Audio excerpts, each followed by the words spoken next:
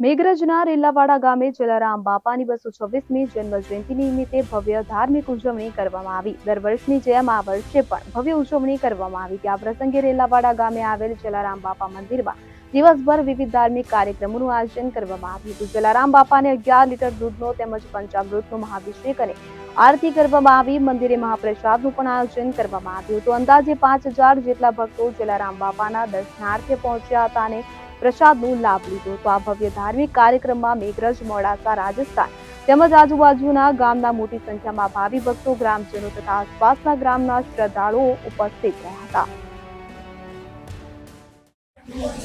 परम पूज्य संत शिरोमणि श्री जलाराम बापानी 226મી जलाराम जयंती रेलावाड़ा गाम खाते उजववामां आवी रही छे। मंदिरमां आ 28મી जलाराम जयंती छे। सवारे 11 લીટર दूध અને पंचामृतथी बापानो अभिषेक करवामां आव्यो।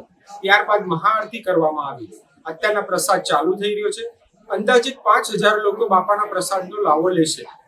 दूर दूर गामना भक्तो बापानी अंदर एवी श्रद्धा राखे छे कि तेओ चालीने बापाना दर्शन करवा आवे छे। खूब ज प्राचीन अने खूब ज पौराणिक एवी श्री जलाराम बापानी कथा अने बापाना दर्शन करवा माटे भक्तो दूर दूरथी आवे छे।